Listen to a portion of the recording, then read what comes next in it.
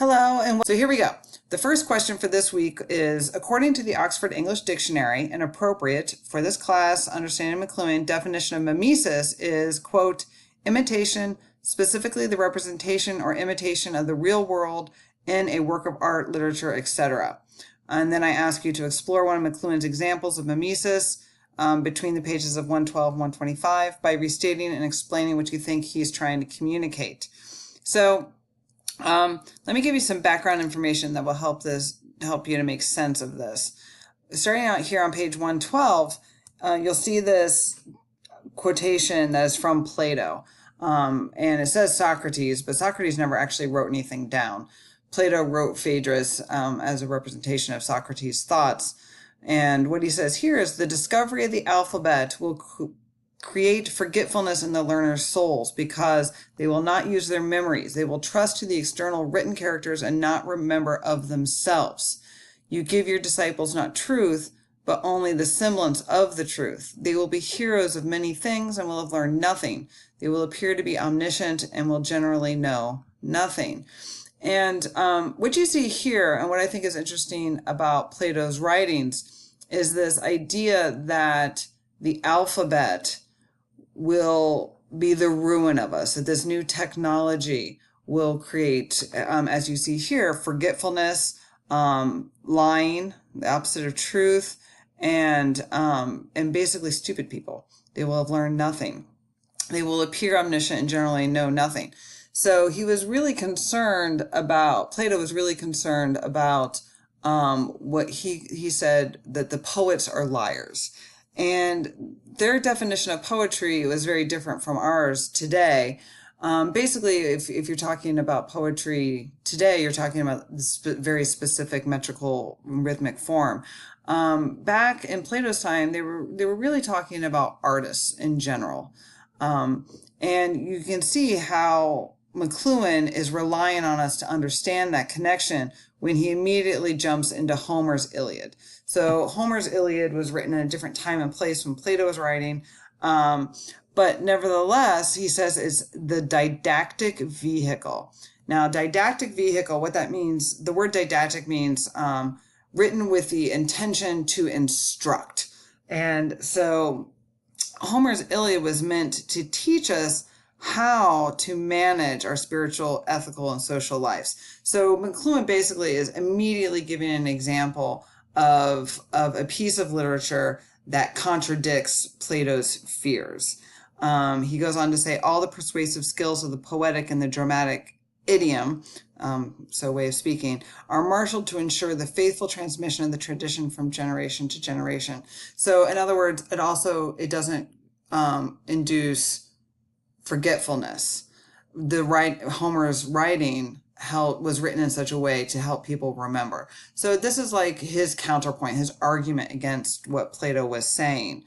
And then he goes on down here to come back to Plato again.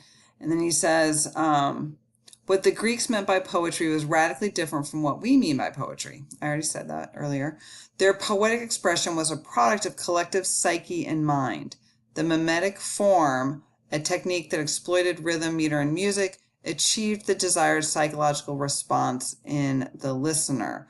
Listeners could memorize with greater ease what was sung than what was said. And so this is, again, a refutation of what Plato was saying. Plato was saying that the alphabet, which was used as a mimetic form, so a representation in art of what was going on in life, Plato said that was lying. In other words, the alphabet cannot represent life because the alphabet obviously is something, it's a technology that is very distinctly separate from life. And Marshall is saying, no. The mimesis, using the alphabet to represent something that it's not, to copy life, it makes things easier for us, and it helps us to learn more easily as well. Okay?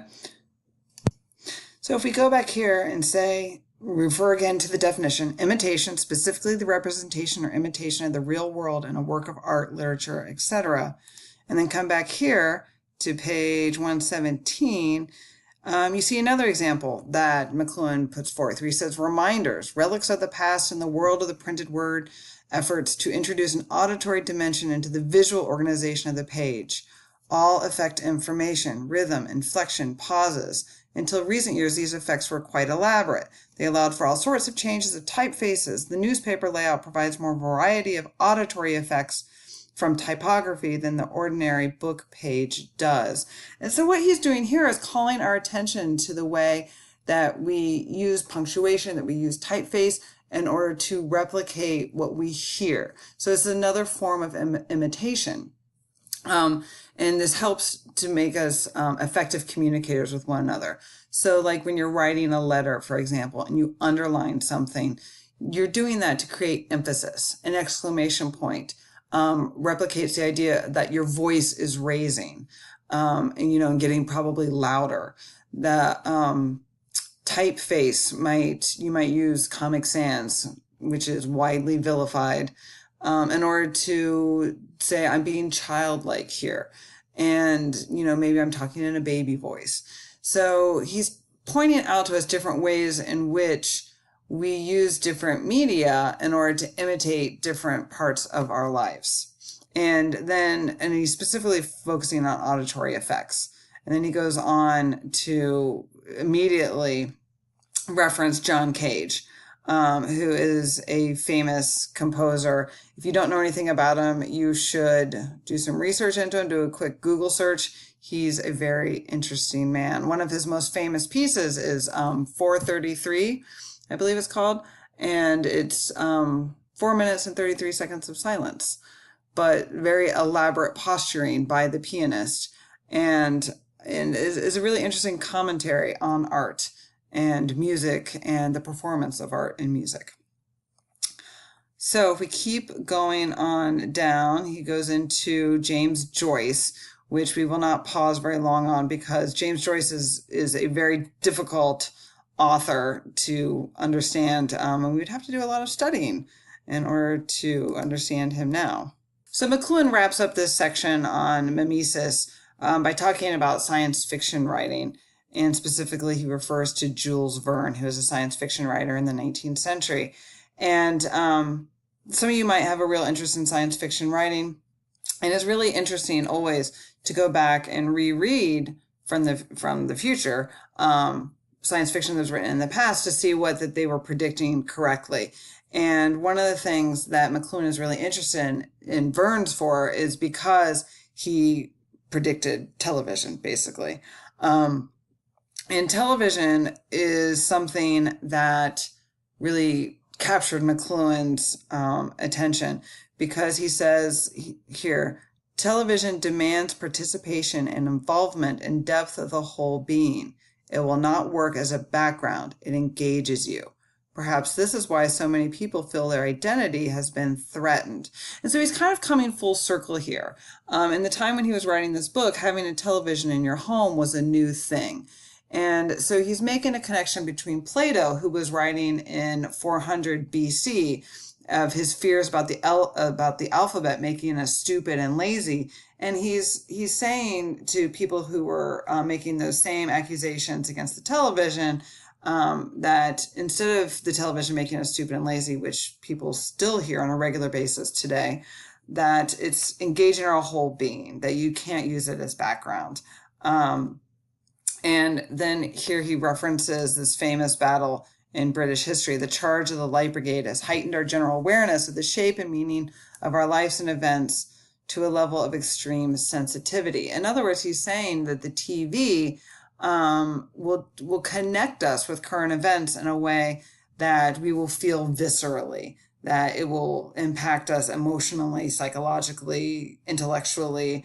We will not remain passive. And you could use the same argument, I think, about the internet and how it impacts our lives, and how a lot of people will levy the charge against it that it's going to make us lazy and stupid. But then there's also a lot of evidence that's going on where this technology does imitate life, and it helps to connect in multiple ways to each other. The second question for this week, according to the Oxford English Dictionary and appropriate for this class, understanding McLuhan, definition of propaganda is, quote, the systematic dissemination of information, especially in a biased or misleading way, in order to promote a political cause or point of view. Also, information disseminated in this way, the means or media by which such ideas are disseminated. And I ask you to explore one of McLuhan's examples of propaganda on pages 125 through 131 by restating and explaining what you think he's trying to communicate. So basically, this is the same question as one, but with a emphasis on propaganda, because obviously the television during our own time, think about all the different, for example, news shows that have a political point of view. And during McLuhan's time, we're trying to promote propaganda with the specific intent to influence people. And McLuhan gave us some examples from his time and era that are appropriate for exploring his points. So let's go look at his book.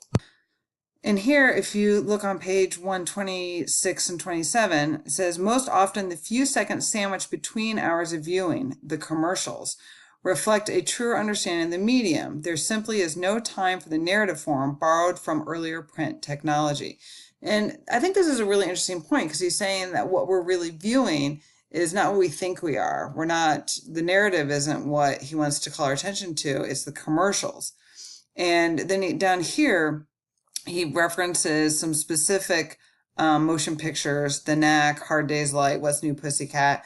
And I'm not going to get sidetracked explaining to you what those movies are, but he says that they would be unacceptable as mass audience films if the audience had not already been preconditioned by television commercials to abrupt zooms, elliptical editing, no storylines, and flash cuts. And those are some really specific cinematography and editing terms there that we can get into more in the future.